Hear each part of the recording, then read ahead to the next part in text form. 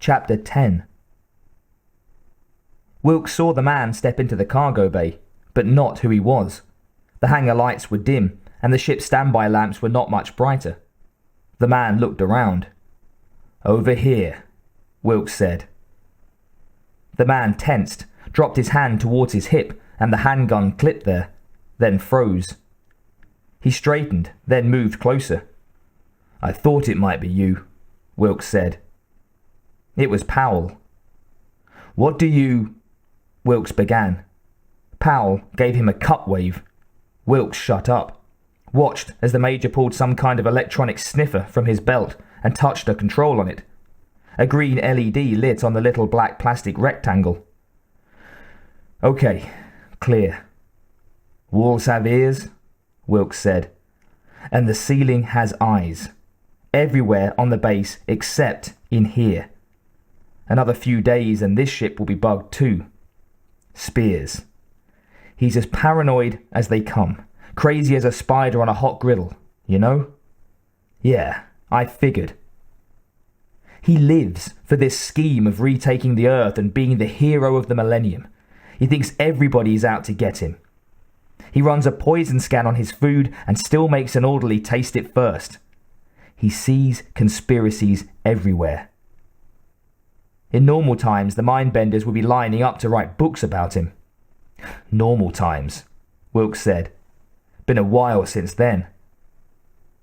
Powell nodded. "Yes." The man paused, sighed, seemed to gather his thoughts. "Maybe we're beyond reason as a species. Maybe what mankind needs is a sociopathic, psychotic killer to match the aliens." He shook his head. "But you don't believe it," Wilkes said. "No. It would be a step backward, a return to the caves. We're better than that. We have achieved civilization, the stars. We can't go back. Not to defend Spears, but dialogue doesn't seem to work too well on these things. I understand that. But the Queens are intelligent. They can be communicated with. We've done it here. Our Queen is cooperating, after a fashion. They want what we want, to survive, to thrive. If you're preaching the Brotherhood of Lifeline, Major, you're wasting your time. I've seen my friends slaughtered by those fuckers. I was on Earth just before they nuked a big chunk of it, rather than get eaten alive. I know. I'm not saying we should hug the aliens and expect smiles all around. Sharing the same world with the aliens isn't likely. They're too much like we were 500,000 years ago. Too egocentric to think of life forms other than their own. No, I'm not suggesting any such thing, but we are supposed to be intelligent, to be civilized. War is stupid. Annihilation of an entire species is barbaric. Funny, coming from a major in the colonial marines. Not all military men are killers, Sergeant. Neither are all officers automatically savage morons. Could have fooled me, Wilkes said. But he grinned. Powell was somebody with a conscience, and he was obviously trying to do something here. Wilkes wasn't sure just what, yet, but he had a feeling he was going to find out. They didn't nuke it, you know. What? Earth. Didn't happen. No major atomics, nothing but tacticals, according to our feeds. Probably because your friendly neighborhood aliens ate the guy supposed to push the button. Powell shrugged. Okay, so, what's the scat, Major? Why are you telling me all of this and risking your own ass? Powell nodded and took a deep breath.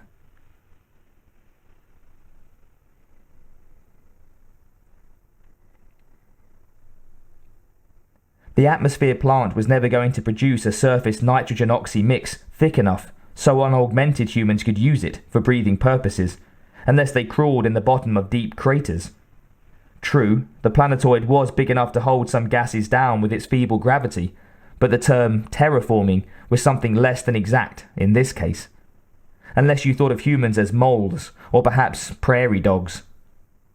No, the civilian colony was here because there were a vast number of underground caverns that could be sealed tight, filled with air, and used either as shelter or to grow enough food to sustain a permanent population. Once the tiny world became self-supporting, there were plenty of uses for it. Expanded military bases, mining, an escape-proof prison. It was to those ends the terraformers worked. What the atmosphere plant produced was, safe for venting, pumped into the ground. The stolen crawler approached the plant, slowed, came to a stop. Inside the small craft, the trio of deserters were 4 days from a bath and out of food. "We made it," Renus said. "Yeah, so far," Magruder added.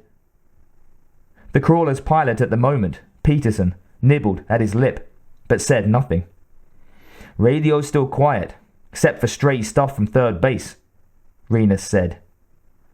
"Spears would have them on a war footing, no transmissions, like there's anybody out there who gives a roach's ass." "Yeah," Peterson said, "but we ought to be picking up suit comms or Doppler or something this close." "This isn't a place where people go out for a picnic, now is it, dickhead? They're all underground." Peterson glared at Renus, looked as if he were going to come up from his seat and take a swing at him. "Bury it," Magruder said. "We made it, that's the important thing. Spears didn't even come looking in this direction. We didn't see any flyovers, we're home free." "I'll feel better when I'm inside," Peterson said. "Be a hell of a lot easier to steal a ride off-world here." "So what are you waiting for?" Renus said. "Move in." The crawler started forward.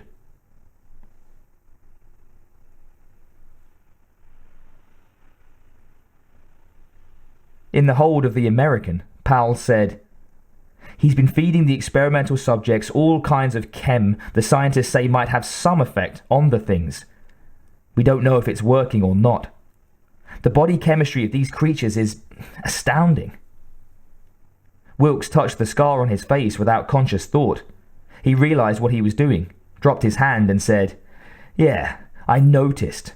Acid blood probably fucks up your basic tranquilizer pretty good.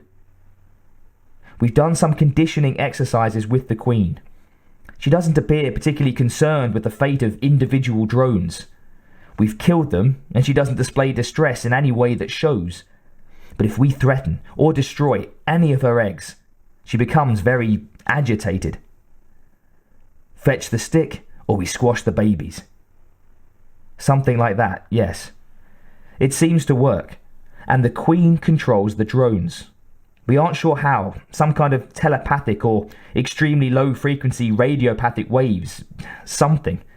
We put a single human subject into a chamber and filled it with alien drones, given him an egg and a blowtorch with which to threaten it. The Queen watching. And none of the aliens touched the man. Jesus, you're cold-blooded fuckers. It wasn't my idea, Wilkes. Spears runs the show here. Why doesn't somebody put a bullet into him? Shove a grenade under his bidet? He has supporters, and like I said, he's very careful. Wilkes shook his head. He trusts you? Not really. But you could put him away. Then you'd be in command. I'm not a killer. I told you that. Yeah, go on. Powell went on.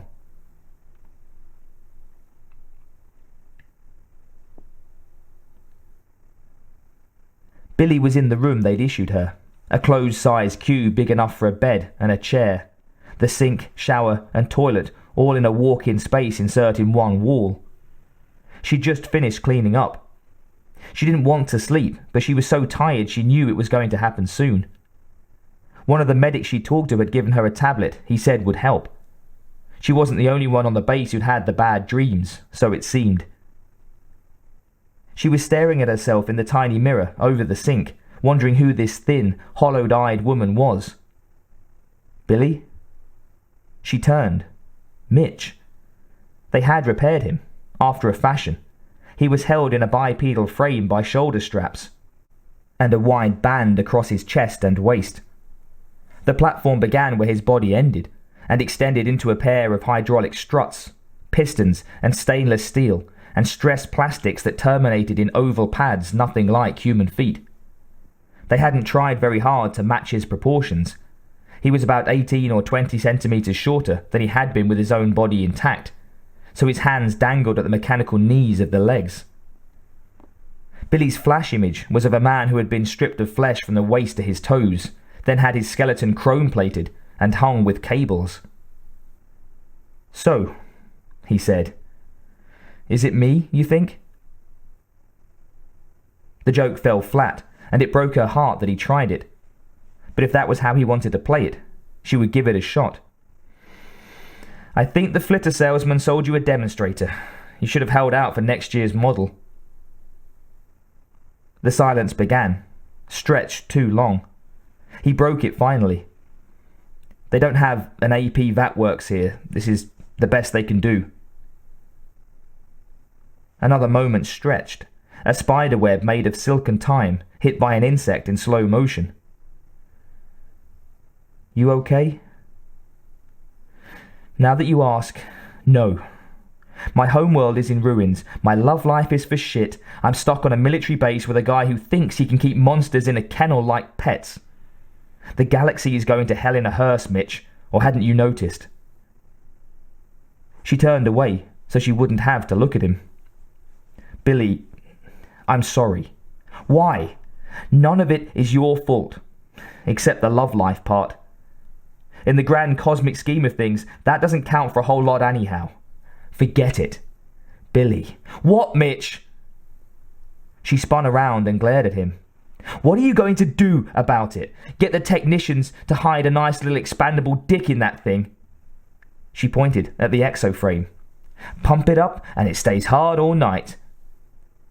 He blinked, raised one hand, started some gesture, then dropped it, shook his head, turned and walked away. The quiet whine of the hydraulics grew quieter. The thumps of the pseudopods faded away. Billy sighed, and it turned into a sob. Oh man, she'd stepped over the line, leapt over it like she was wearing rockets. She'd wanted to hurt him, and she had. They apparently didn't teach him how to fight when it came to emotional stuff, and she fought dirty, going for the throat. Oh man, how could she do that? How, came the little voice from deep within her mind, how could he make love to you, make you fall in love with him, and not tell you he was an android? Was there any doubt about whose sin was the greater one here? Billy took the tablet the medic had given her, swallowed it dry, and fell on the bed, pulled the flat and hard pillow over her head. Life was so unfair. What an original thought that was.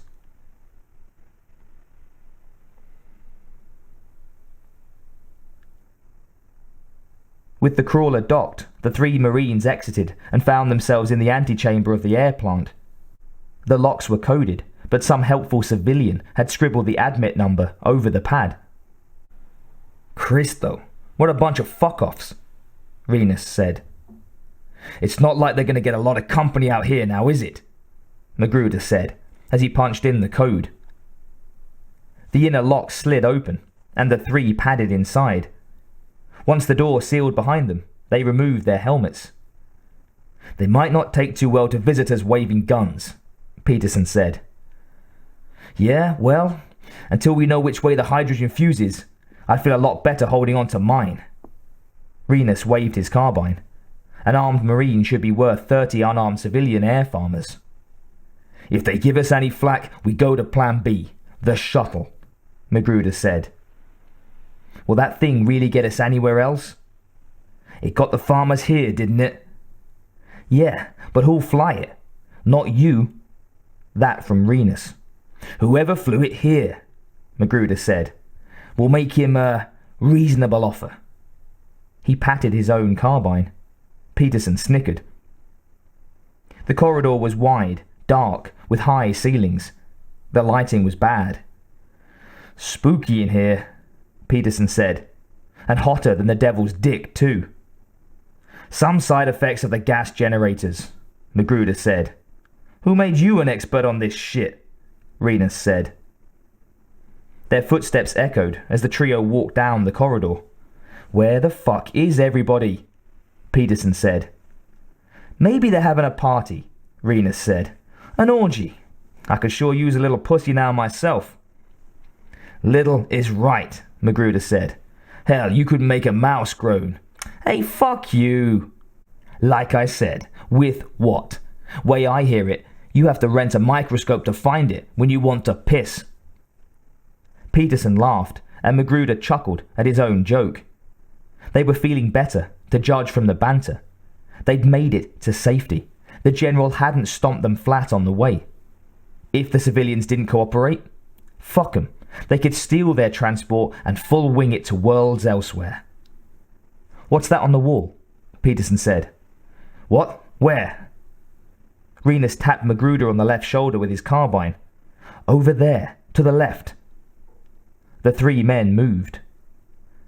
Why the hell don't they have any lights on in here? Cristo, it's like a tomb.